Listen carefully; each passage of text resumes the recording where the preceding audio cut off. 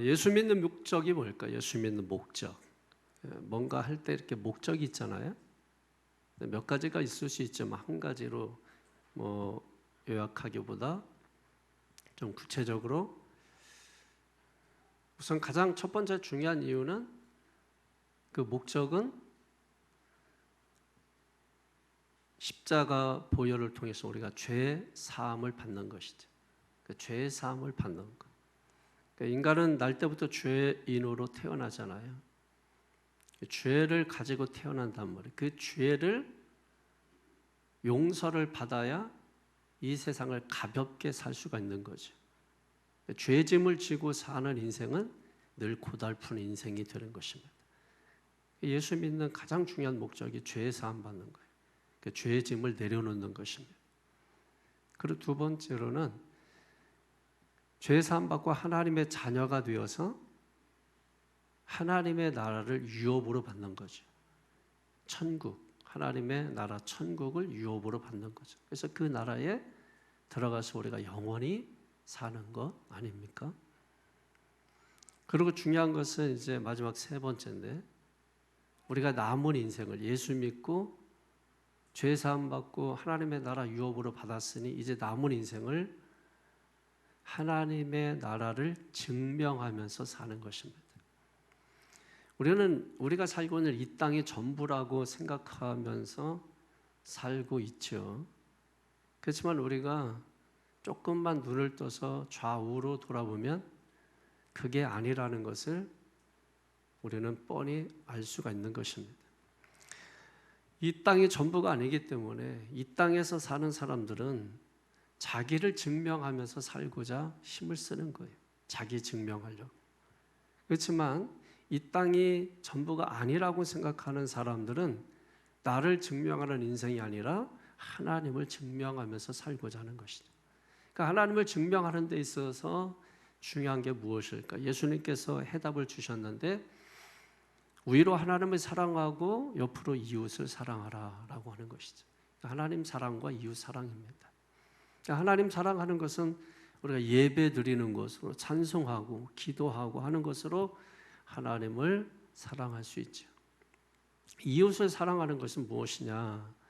이웃에게 베푸는 것이죠. 사랑은 베푸는 것입니다. 그래서 끊임없이 부모는 자식에게 베푸는 것, 하나님은 인생에게 베푸시는 것입니다. 자, 오늘 성경의 주제가 바로 이거예요. 우리가 1절부터 26절까지는 하나님과 우리와의 관계 속에서 지혜란 무엇인가? 그 지혜는 뭐예요? 하나님을 경외하는 것이다. 이 하나님과 우리와의 관계 속에서 지혜를 의미하는 것이죠. 그리고 사람들과 사람들 사이에서의 지혜, 사람들과 우리와의 관계 속에서 지혜는 무엇이냐? 오늘 여기에 대해서 오늘 성경은 세 가지로 말씀을 주고 있습니다. 첫 번째로 오늘 27절, 28절 한번 읽어보세요. 시작.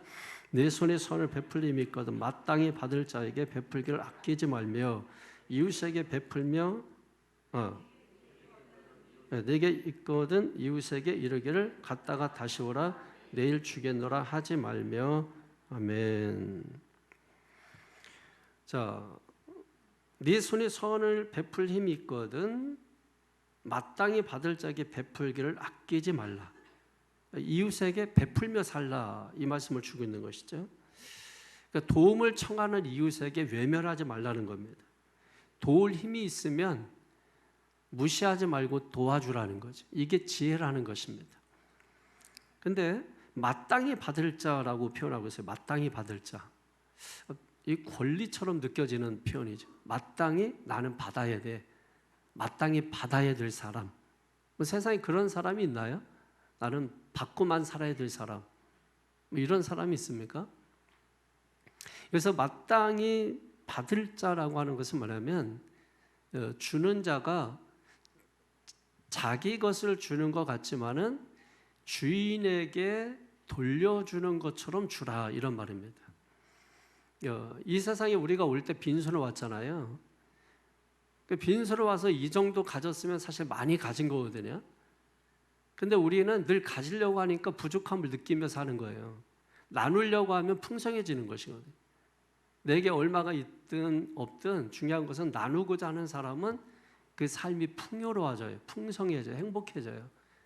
근데 늘 갖고자 하는 사람은 늘 부족합니다. 그 삶이 메말라요. 풍족한 인생을 살 수가 없는 것이죠. 그러니까 하나님께로부터 받은 것을 뭐예요? 다시 돌려주는 거죠. 그게 뭐예요? 마땅히 받을 자에게. 그러니까 우리가 이웃에게 베풀려고 할 때 어떤 마음으로 줘야 된다는 거예요?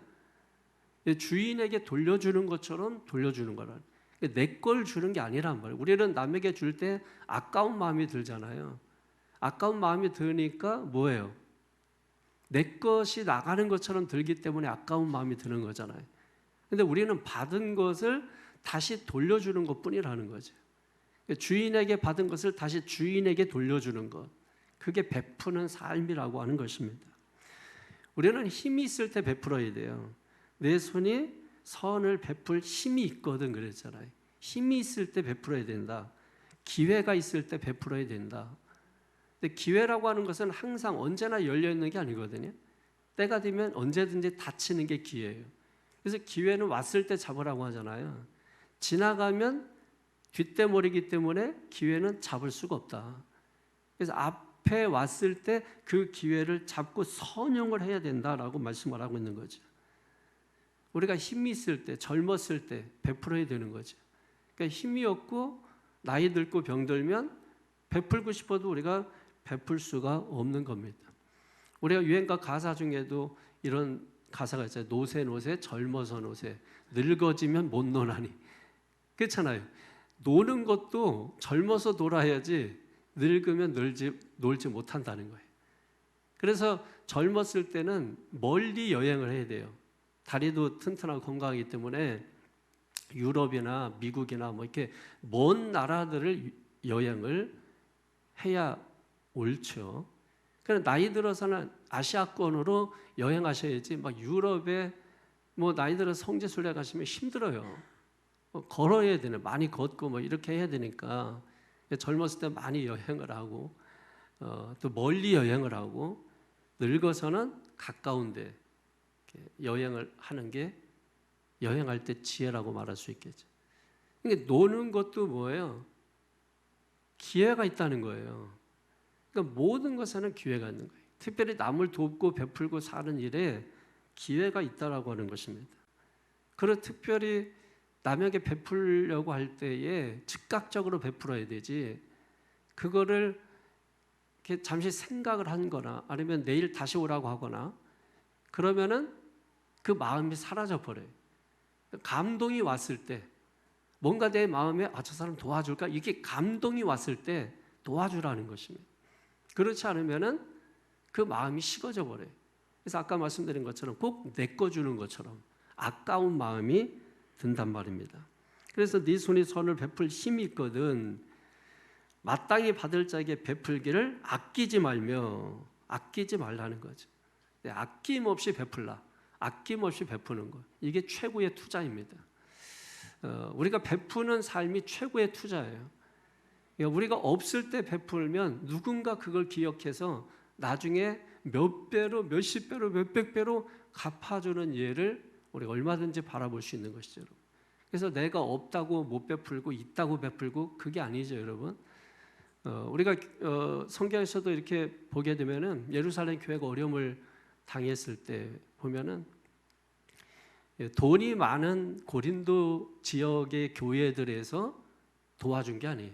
마케도냐 지방의 아주 가난한 교회들, 그 교회들에서 헌금을 이렇게 저렇게 모아가지고 그 예루살렘 교회를 도왔던 것을 우리가 기억할 수가 있습니다. 그러니까 돈이 많아서 돕는 게 아니에요. 그러니까 누가 돕느냐? 영적으로 부유한 자가 돕는 거예요. 물질적으로는 넉넉하지 않아도 영적으로 부자가 돕는 겁니다. 하나님 앞에 우리가 드리는 것도 마찬가지잖아요. 영적인 부자가 하나님 앞에 넉넉하게 드리는 거지 우리가 물질이 많다고 해서 하나님 앞에 많이 드리는 게 아닙니다. 내가 물질적으로 가난하고 연약해도 영적으로 부유하면 하나님 앞에 더 드리려고 애쓰고 힘쓰기 때문에 그런 것이죠. 그리고 여러분이 중요한 것은 물질적 부유도 중요하지만은 영적인 부유가 믿음의 세계에서는 더 복되다는 사실을 우리가 깨달아야 되는 것입니다. 돈은 잘 모으는 것만큼 중요한 것이 잘 사용하는 거예요. 존 웨슬리 목사님의 설교 중에 돈의 사용이라는 설교 제목이 있거든요. 그러니까 성도들은 돈을 어떻게 사용해야 되느냐에 대해서 설교한 내용 중에 첫 번째가 가능한 많이 벌라는 것입니다. 그래서 가능한 많이 벌라, 좋죠 여러분, 얼마나 좋아요. 근데 조건이 있어요. 법대로 벌어야 된다는, 정직하게 벌어야 된다는. 그 다음에 두 번째로는 뭐냐면 가능한 많이 저축하라는 것입니다. 저축하라, 이것은 단순히 재산을 증대하는 측면에서 저축하라가 아니라 사치스러운 삶을 경계하라는 측면에서 저축하라는 의미죠. 세 번째가 중요한데 가능한 많이 사용하라 입니다. 가능한 많이 나눠주라, 사용하라. 그러니까 물질을 벌어서 뭐예요? 그것을 이웃을 향해서 베풀라는 거예요. 자기만 소유하는 것에서 그치면 안 된다는 것입니다. 다른 사람들에게 베푸는 데까지 나아가야 된다라고 하는 거예요. 여기에 계신 여러분들도 돈을 많이 벌기를 바랍니다. 돈을 많이 벌고 많이 저축하기를 바랍니다. 그러나 그것이 목적이 되어서는 안 돼요. 돈을 버는 것은 수단입니다. 우리가 그 돈을 버는 목적은 그 번 돈을 가지고 어떻게 사용할 것인가. 오늘 성경대로라면 이웃에게 베풀라, 이렇게 말씀을 하고 있는 것이죠. 우리가 꼭 남에게 베푸는 것이 꼭 돈을 말하는 것은 아닙니다. 가장 중요한 것은 돈이겠죠. 돈이 가장 중요합니다. 왜냐하면 물질 있는 것에 마음이 있기 때문에 물질을 주는 것은 마음을 주는 거죠. 그래서 물질을 드리면서 항상 제 마음을 담았습니다라고 말하는 것이잖아요. 그래서 중요해요. 그렇지만 우리가 어떤 사람은 돈이 있지만 어떤 사람은 돈이 없을 수도 있잖아요. 그러니까 우리가 베풀라고 할 때 꼭 돈만 의미하는 것은 아닐 것입니다. 우리가 사랑도 베풀 수 있는 것이잖아요. 그리고 우리의 미소도 베푸는 것입니다. 우리가 사람들을 만날 때 유쾌하게 해주는 사람이 있잖아요. 베푸는 거예요. 자기의 몸을 희생시켜가지고 자기 에너지를 소비시켜가면서 다른 사람들을 막 기쁘게 하는 거잖아요. 그러니까 웃는 얼굴 뭐 이런 것도 베푸는 것입니다. 봉사하는 거, 그리고 자리를 양보해 주는 거, 이것도 베푸는 것입니다. 상대방 문을 열어주는 거, 베푸는 것입니다. 내가 줄 서 있지만은 돌아보니 더 배고픈 사람이 있으면 내 앞에 세워주는 거, 베푸는 것입니다. 그러니까 우리는 얼마든지 우리에게 베풀 것이 많아요. 내게 없어서 못 베푸는 게 아닙니다. 마음이 가난해서 못 베푸는 거예요. 마음이 부유한 자가 베푸는 것입니다. 영적으로 부유한 자가 베푸는 것입니다. 남을 칭찬해주고 인정해주고. 여러분, 우리는 좀 인정해주는 법을 배워야 돼요. 다른 사람을 깎아내리고 다른 사람들을 우리가 힐난하고 비난하고 이건 너무 잘해요. 근데 중요한 것은 다른 사람이 한 일에 대해서 인정을 하지 않는 거예요. 칭찬을 잘 하지 않아요. 가능하면이 아니라 정말 인격자가 되기를 원하고 영격자가 되기를 원하고 존귀한 자가 되기를 원하고 하나님의 사랑받기를 원한다면 다른 사람을 깎아내리면 안 돼요. 다른 사람 어떻게 돼요? 인정하고 칭찬하고. 우리가 그렇게 하는 것도 뭐예요? 베푸는 겁니다. 베푸는 거예요. 꼭 돈이 아니란 말이에요. 얼마든지 베풀 수 있어요. 교회 와서 엘리베이터 올라갈 때 여러분이 혼자만 딱 타고서 올라가지 않고 누가 오는 것을 보면 좀 시간이 걸리더라도 기다렸다가 같이 올라가 주는 거, 베푸는 거예요. 그렇게 했을 때 뒤에 있는 사람이 굉장히 고마움을 느껴요. 아, 고맙습니다. 자기를 위해서 기다려준 거 아닙니까? 근데 우리는 그냥 얼굴 보기 싫으니까 그냥 빨리 그냥 문 닫아버리고 그냥 올라가 버리고, 그래요. 여러분, 제가 교회 들어올 때 여러분 보기 싫어가지고 후문으로 들어오잖아요. 이거 바꾸려 그래요. 그래서 이제 정문으로 당당하게 들어와서 여러분들 보려고 그래요. 좀 바꾸셔야 돼요. 말씀 듣고 변화되고 바꾸고. 지금까지는 어떻게 살았다 할지라도 말씀을 들으면 말씀 듣고 우리가 태도를 바꾸고 행동을 바꾸고 말을 바꾸고 언행 심사를 바꾸면 되는 것입니다. 그럼 하나님은 그때부터 그 인생을 그 이전까지 한 번도 그렇지 않은 사람처럼 사랑하세요. 한 번도 남을 억울하게 하지 않은 사람처럼 사랑하십니다. 그런데 끝까지 고집 부리고 말씀 들었는데도 불구하고 말씀을 무시하고 말씀대로 살지 않는 사람에 대해서는 하나님도 똑같이 그렇게 대할 수밖에 없어요. 왜?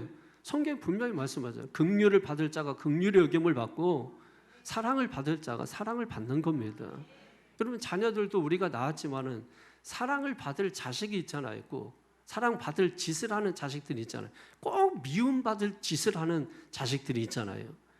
그러면 여러분, 부모 마음이 어떻습니까? 사랑이라는 마음에는 변함이 없지만 한 자식은 기뻐하면서 사랑하고 한 자식은 두드려 패면서 사랑하는 거죠. 슬퍼하면서 사랑할 수밖에 없는 것입니다.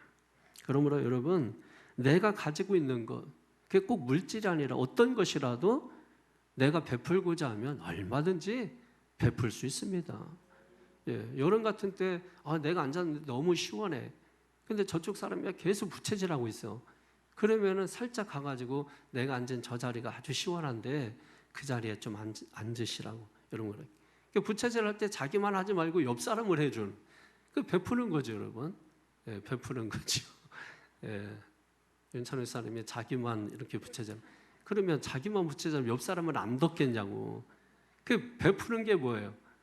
나도 덥지만은 옆 사람이, 내가 더우면은 우리가 드는 생각이 뭐예요? 옆 사람도 덥겠구나 하는 생각을 해야 하잖아요. 내가 배고프면 옆 사람도 배고프겠구나, 이웃도 배고프겠구나, 이런 생각을 해야 되잖아요. 캘커타의 수녀 마더 테레사는 여러분, 그런 아주 은혜롭고 감동적인 이야기가 하나 있습니다. 이게 뭐냐면 캘커타 지역이 가난한 지역이니까, 그래서 마더 테레사가 어느 날 한 아이가 굶주려서 배고파하길래 먹을 것을 나눠줬더니 그 아이가 그걸 가지고서 어디로 뛰어가더라는 거예요.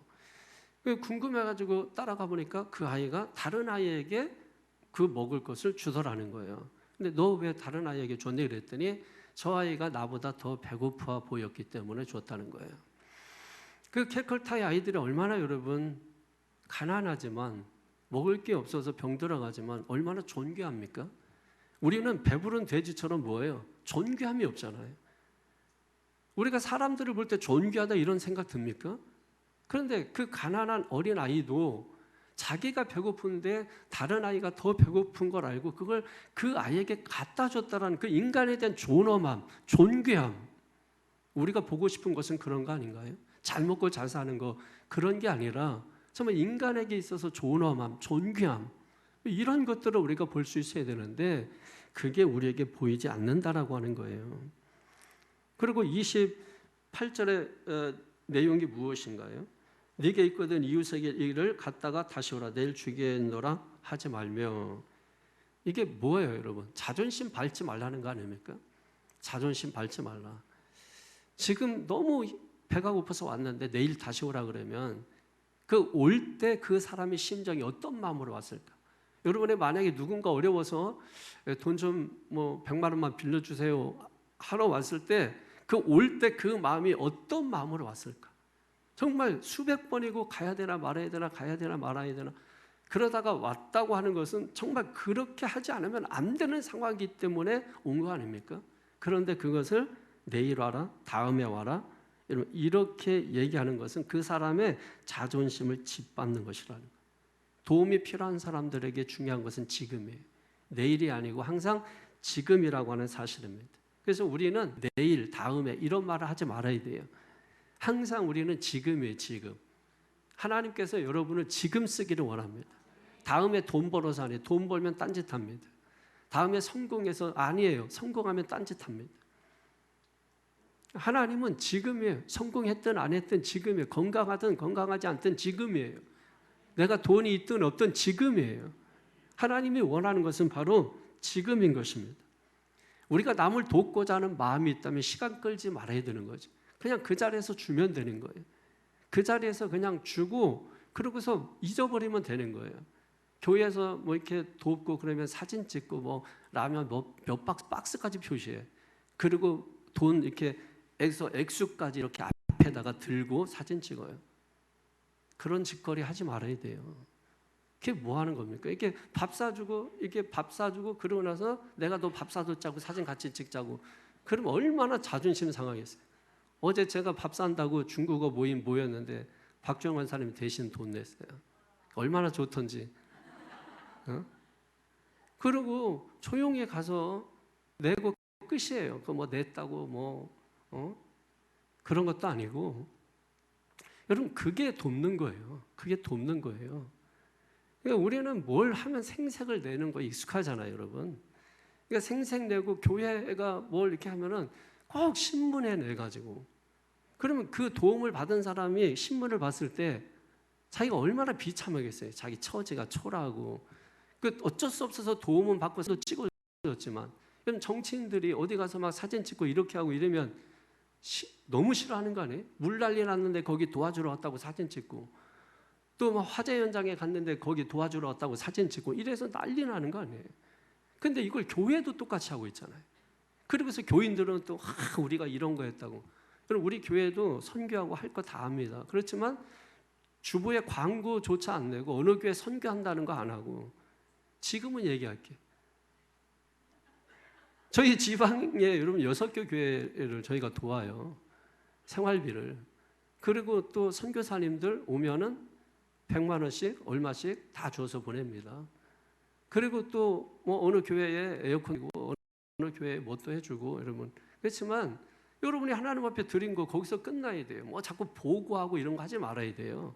뭐 재정보하고 이게 뭐 투명하고 뭐 이런 얘기하는데 이게 다 속된 거예요. 우리는 하나님 앞에 드렸으면 내 거가 아니기 때문에 보고할 필요가 없는 거거든요.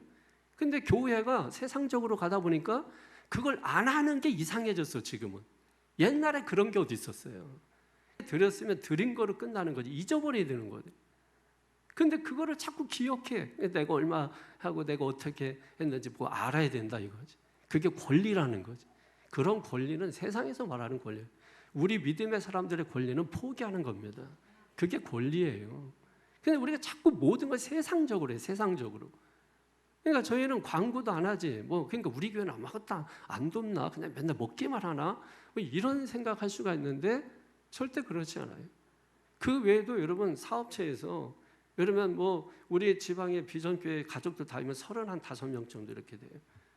그 우리 교회에 장사하시는 분들 가운데서 그 35명을 다 먹이고 하면은 한 250만 원 정도 들더라고. 근데 갈 때 빈손으로 보내지 않고 쌀도 보내고 다 하고 보내고, 또 우리 교회에서 또 봉사국에서 또 쌀 2푸대씩 하고 돈 한 30만 원씩 하고 다 보내고. 지금이니까 제가 얘기하는 겁니다. 어차피 설교 얘기가 나왔으니까. 광고 안 하잖아요. 대부분 몇 교회 교회도 작은데 선교하는 교회에서 보면은 10교회 적거나 보면 3만 원, 2만 원, 5만 원 이렇게 하는데 그거 적어 놓고 하는 거예요. 그렇게 해 놓으면 그것 보고서 교회 등록하면 그게 다 속물이죠. 그리고 그런 거 보고서 교회 올 거 생각하면 그게 속물이죠, 그게. 그러니까 여러분, 우리는 좀 수준이 있어야 되잖아요, 신앙적으로. 좀 우리가 베푸는 것이라는 의미가 뭔지를 우리가 알아야 돼요. 소문 내지 않는 것도 베푸는 겁니다.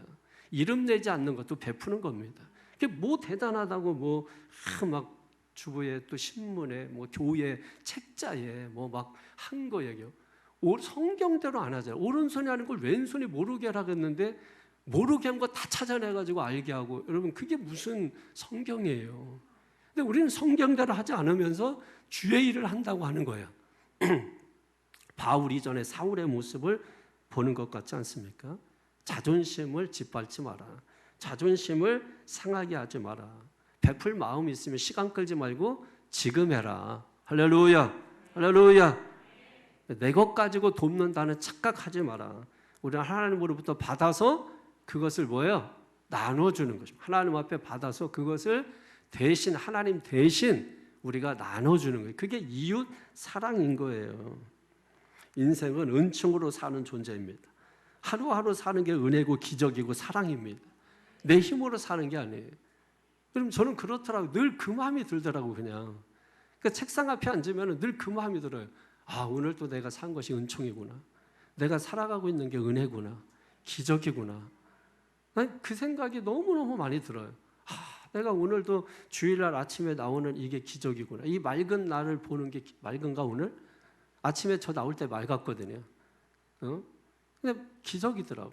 어제 막 말씀 준비하고 밤 12시쯤 돼서 이렇게 나오는데 바람이 많이 불어서 앞에 막 쓰러져 있더라고. 이런 게 쓰러져 있더라고. 근데 바람이 부는데 나는 안 쓰러지는 거 그거 생각하고 기적이더라고. 기적. 야, 다른 거 다 쓰러졌는데 내가 저렇게 쓰러졌으면 어떻게 할 뻔했나. 근데 기적이더라고. 모든 게 기적이고 은혜고 내 힘으로 내가 하는 게 뭐가 있어요? 내 힘으로 내가 할 수 있는 게 아무것도 없어요. 그럼 미국 대통령들은 대통령 선서할 때 성경책 위에 손을 얹어요. 이번 트럼프 대통령 저격당했을 때 그 한 말 가운데 가장 기억에 맞는 말이 뭐냐면 하나님의 도움으로, 신의 도움으로 자기가 이렇게 살아서 오늘 강단에 설 수 있다고. 그 수락 연설하면서 그 말을 하는데 아주 그 말 하나만 감동적이더라고요.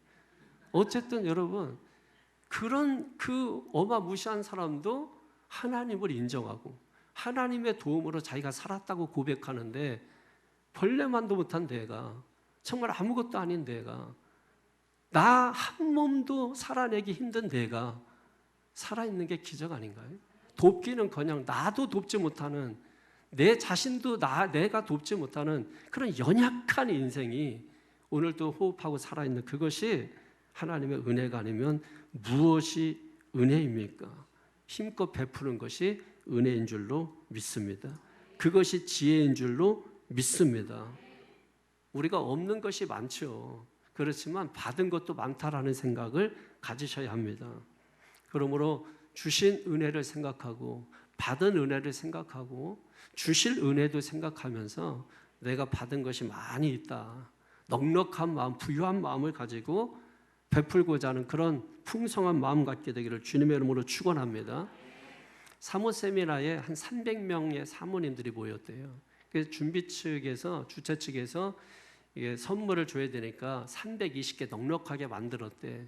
행사를 끝나고 320개 만들었는데 300명 왔는데 모자랐대요. 선물이 모자랐대. 300명 모였는데 320개 했는데 모자랐대. 왜 그랬을까? 목욕탕 가면 왜 수건이 자꾸 빌까? 왜 남자분들은 수건을 잔뜩 쌓아놓는데 여자분들은 수건을 나눠줄까? 그 이유가 뭘까? 왜 목욕탕에 오늘 100장 꺼내놨으면 왜 80장밖에 저녁 때는 안 남을까? 그 이유를 생각해 보세요. 제가 사모님이라고 했지만 아줌마들 정신 차리세요. 요선교회 대회 가보면 선물 충분히 준비합니다. 선물이 늘 부족해요. 항상 부족해요. 왜 그랬을까요? 한 사람이 2개씩 가져가고 자식도 줘야 되겠고 또 옆 사람도 줘야 되겠고 잘 아는 사람도 챙겨줘야 되겠고 온 사람 자기 것만 가져가면 되거든요. 그러니까 모자란 거예요. 받을 생각만 하고 있는 거예요. 줄 생각을 안 하는 거죠. 다른 사람이 갖지 못했으면 내가 받은 것을 그 사람에게 주어버리면 여러분 그 사람이 얼마나 존엄해 보일까요? 근데 다른 사람 못 받았는데 2개, 3개 가방에 배불러가지고 잔뜩 가져가면 여러분 그게 얼마나 부끄럽고 그게 우리 교인이라면 얼마나 제가 부끄럽겠어요 여러분. 여러분 내가 배부른 거 중요하겠지만 다른 사람 배부르게 하는 것은 더 큰 존귀함이에요. 더 큰 존엄입니다. 할렐루야. 세찬족의 성도들은 담임 목사 부끄럽게 하지 않기를 바랍니다. 어디 가서 늘 나눠주고 해서 저 성도가 제가 못 받았는데 자기 거를 주었다고 이런 소리가 들려지기를 바랍니다. 나는 못 받았는데 세찬족의 성도가 2개, 3개 챙겨가더라고. 이러면 여러분 매장당하는 거예요. 부끄러운 겁니다. 영광스러운 게 아니라 부끄러운 겁니다. 남보다 2개, 3개 챙겨온 것은 영광스러운 게 아니라 부끄러운 겁니다. 두 번째로 29절에서 30절 보십시오. 시작. 내 이웃이 네 곁에서 평안히 살거든 그를 해하려고 꾀하지 말며 사람이 네게 악을 행하지 아니하였거든 까닭없이 더불어 다투지 말며 아멘. 필요 이상으로 다른 사람의 삶에 간섭하지 말라는 겁니다. 우리가 간섭하지 말아야 되는 이유는 뭐냐면 그 사람이 존귀하기 때문에 그래요. 그 사람이 하나님의 사랑의 대상이기 때문에 그래요. 나를 아끼듯 그 사람도 하나님이 아끼는 대상이기 때문에 그렇습니다. 그 사람이 얼마나 존귀한 사람이라는 걸 우리가 알아야 되는 거예요. 내 옆에 있는 사람들이 특별한 것 없는 평범한 사람들이지만 누구라도 아무나 함부로 할 수 없는 동등한 존귀한 자들이라는 거 우리는 반드시 깨달아야 합니다. 그런 의미에서 옆 사람 한번 측은히 한번 바라보세요. 불쌍한 사람이에요. 괜찮아 보이지만은 불쌍한 거야. 남편들이 아내 바라볼 때 아내도 이 세상 살아내기가 힘든 거예요. 버거운 거야. 나름대로 뭐 꾸미고 살지만 그게 뭐 좋아서 꾸미겠어요. 밖에 나가려고 꾸미는 거지.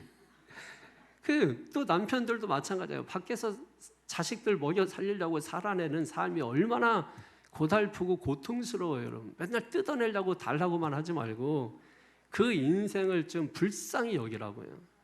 우리 자녀들도 부모님을 불쌍히 여겨야 돼. 부모님은 무슨 슈퍼맨이 아니야. 천하장사가 아니야.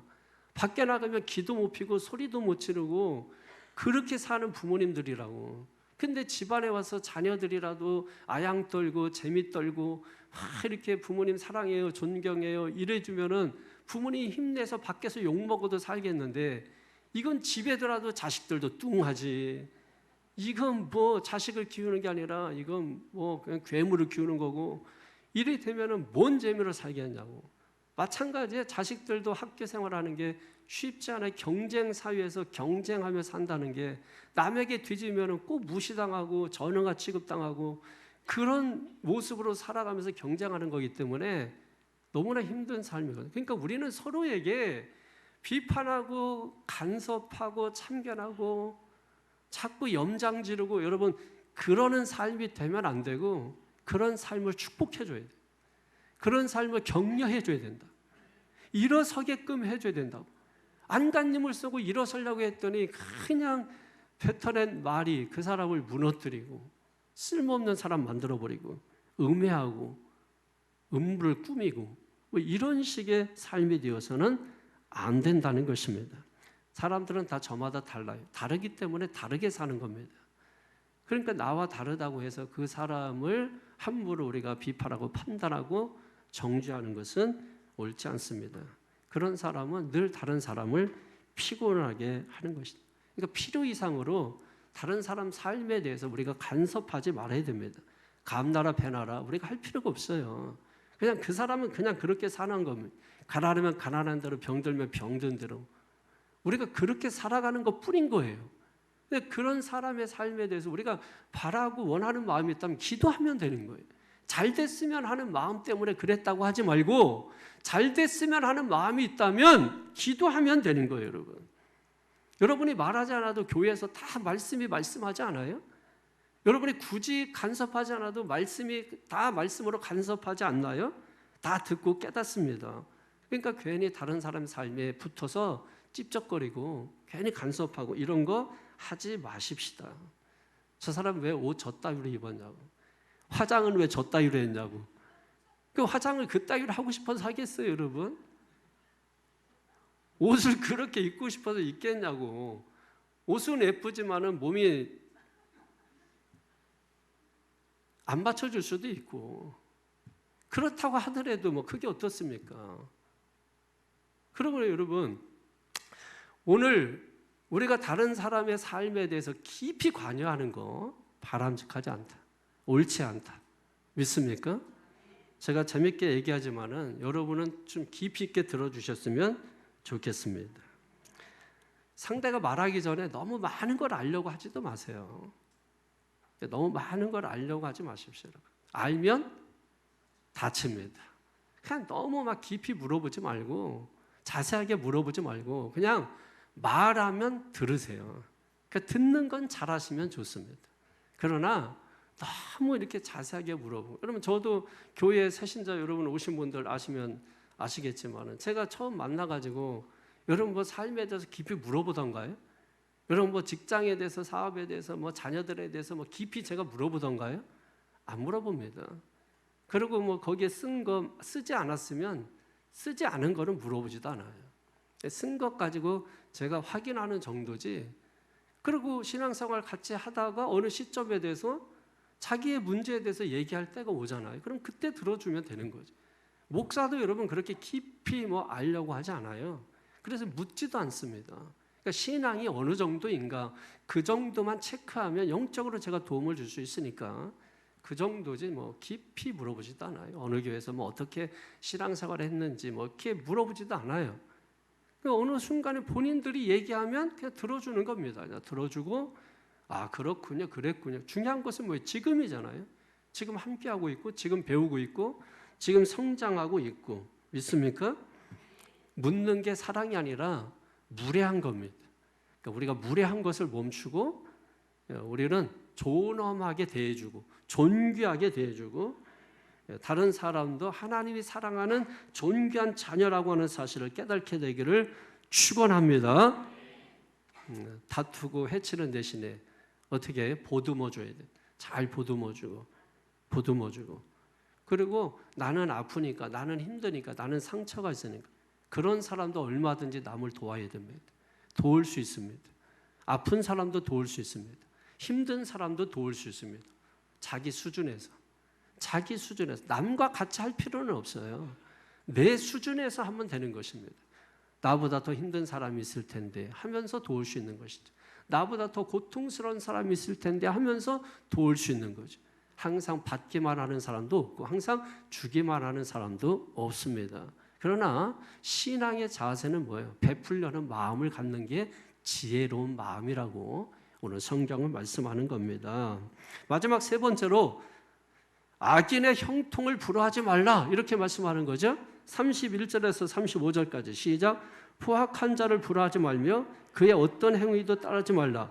대저 패역한 자는 여호와께서 미워하시나 정직한 자에게는 그의 교통하심이 있으며 악인의 집에는 여호와의 저주가 있거니와 의인의 집에는 복이 있느니라. 진실로 그는 거만한 자를 비웃으시며 겸손한 자에게 은혜를 베푸시나니 지혜로운 자는 영광을 기업으로 받거니와 미련한 자 영달함은 수치가 되느니라.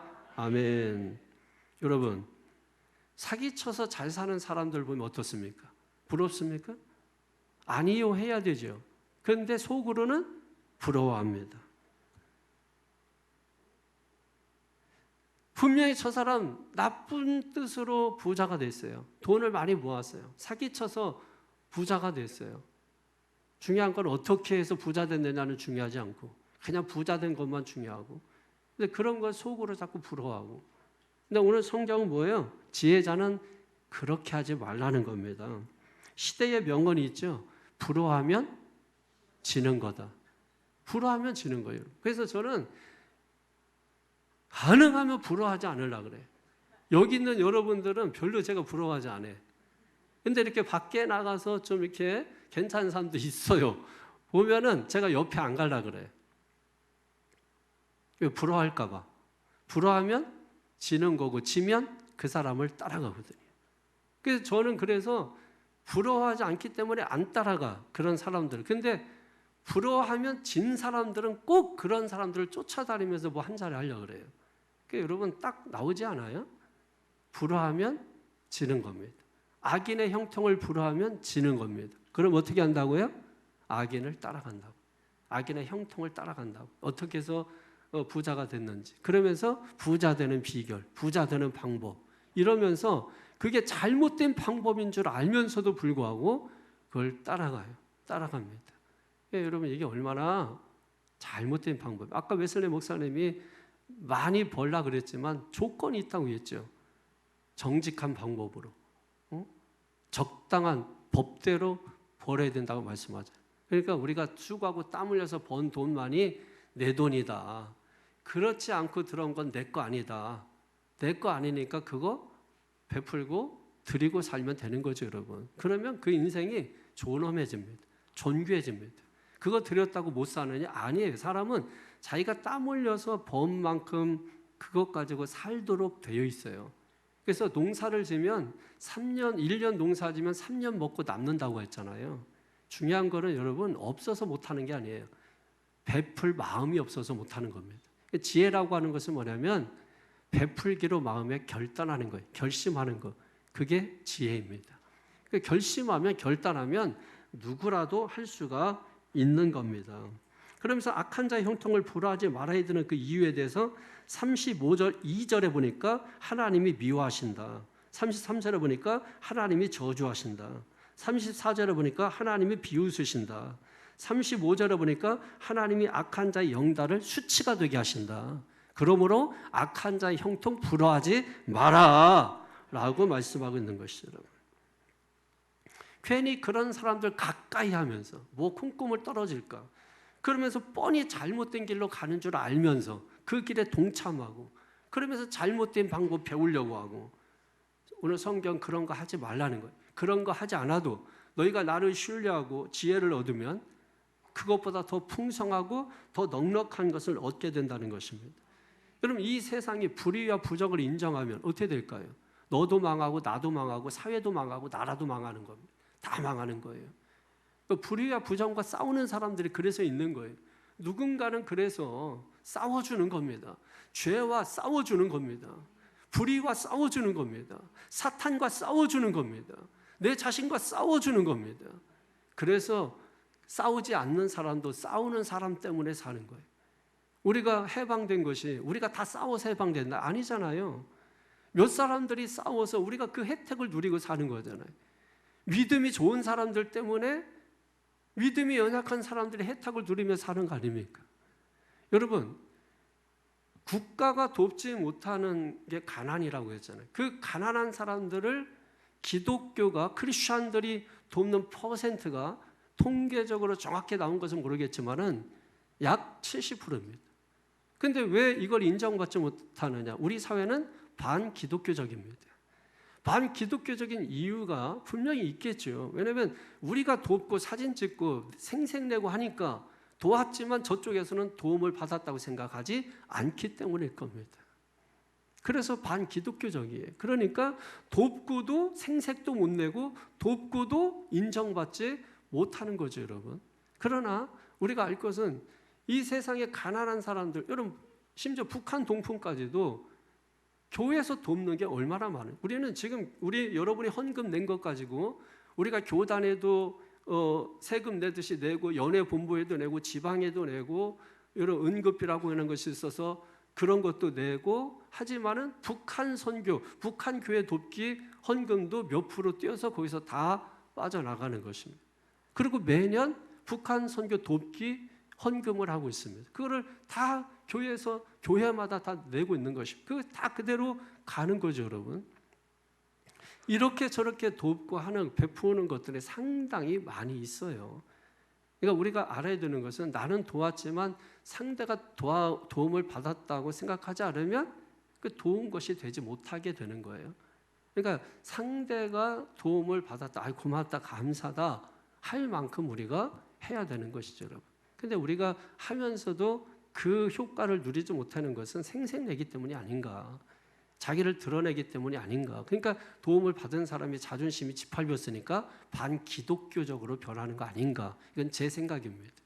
그러니까 여러분 오늘 우리 믿음의 사람들이 남을 베풀고 돕는 일은 지혜라고 오늘 성경 말하면서 악한 자의 형통을 불허하지 마라. 왜? 뭐가 있어야 돕죠 하는 사람들, 이 사람들은 악한 자의 형통을 불허할 수 있기 때문에 그것은 지혜가 아니다 라고 오늘 성경 딱 잘라 말하는 거예요. 그래서 오늘 본문을 거꾸로 한번 거슬러 올라가면 이런 내용이죠. 악한 자의 형통을 불허하지 마라.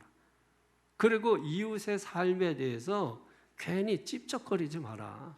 괜히 쓸데없이 간섭하지 마라. 필요 이상 간섭하지 마라. 그리고 세 번째가 뭐예요? 첫 번째죠? 뭡니까? 이웃에게 베풀며 살라. 이것이 뭐예요? 지혜다 라고 오늘 성경은 말씀을 하고 있는 것입니다. 아까도 존 웨슬리 목사님 말씀드렸지만은 존 웨슬리 목사님의 이 소책자 중에 그 삶을 변화시키는 세 가지 원리라는 게 있습니다. 세 가지 원리. 이것은 이게 웨슬리 운동의 핵심인데요. 우선 첫 번째가 해를 끼치지 말라 이겁니다. 모든 사람을 하나님의 자녀, 사랑의 대상으로 여기라는 거죠. 해를 끼치지 마라. 그러니까 성도들에게 우리가 특별히 같은 교회에 모여서 같은 공동체 생활을 하면서 같은 말씀을 들으면서 같은 교제를 하는 성도들에 대해서는 우리가 더욱더 특별히 우리는 가까운 사람일수록 함부로 하는 경향들이 있거든요. 가까운 사람일수록 사실 우리는 더 존귀하게 대해주고 존중해주고 인정하고 칭찬하고 해야 되는데, 저 멀리 나와 상관이 없는 그런 사람들에 대해서는 뭐 좋게도 말하고 막 저렇게도 말하고 눈물 돌리고 하면서, 내 가까이에서 나를 위해서 밥도 주방에서 음식도 차려주고 이런 사람들에 대해서는 우리 너무 소홀히 여겨요. 이 교회를 운영하기 위해서는 담임 목사만 가지고 되는 게 아닙니다. 누군가는 눈물 뿌려 피땀 흘려 번 돈을 하나님께 드리고, 그리고 헌신하고 교회 일이 있을 때마다 이렇게 저렇게 자기 것을 희생시켜서 드리는 사람들이 있기 때문에 여러분, 이 교회에서 우리가 예배 드리고 함께 할 수 있는 것이거든요. 근데 우리는 그런 사람들의 수고와 노고를 너무 당연하게 여기는 거 아닌가? 너무 당연하게, 본인 입장에서 당연하게 여기는 것은 겸손이지만 다른 사람이 당연하게 여기는 것은 교만이에요. 그러니까 우리가 가장 가까이에 있는 사람들을 우리가 존중해주고 귀하게 여기고, 적어도 해는 끼치지 말아야 되지 않느냐는. 이게 웨슬리가 삶을 변화시키는 세 가지 원리 가운데 첫 번째가 성도들에게 해를 끼치지 말라는 것입니다. 그런데 우리는 얼마나 많은 해를 끼치며, 얼마나 많은 간섭을 하며, 얼마나 많은 비판을 하며 평가를 하며 우리가 그렇게 살고 있느냐. 두 번째 원리는 뭐냐면 선을 행하라는 거죠. 오늘 말씀 듣는 내용이 첫 번째, 두 번째는 첫 번째, 두 번째와 같아요. 그러니까 선을 행하라는 거예요. 이웃을 내 자신처럼 사랑하라는, 성도를 내 자신처럼 사랑하라는 거죠. 얼마나 귀한 분들이, 얼마나 귀한 성도들입니까? 귀하죠. 여러분이 없으면 목사는 없는 거예요. 그러니까 귀하죠, 여러분. 귀하니까 함부로 한다, 이건 아니죠, 여러분. 귀하니까 내 맘대로 한다, 그런 건 아니죠. 귀하면 귀하게 여겨요. 귀하게 우리가 대해야 된다는 거예요. 그리고 세 번째가 뭐냐면 하나님과 사랑 안에 거하라는 거죠.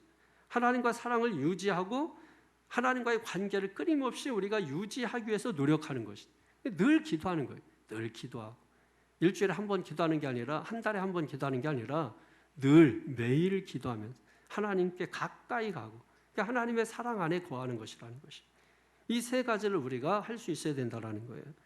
여러분, 우리가 교회 다니면서 갈급하고 답답하고 뭔가 부족함을 느낀다면 그 이유가 뭔가를 돌아봐야 돼요. 오늘 말씀대로라면 내가 베풀지 않고 있구나, 이거를 여러분이 깨달으셔야 됩니다.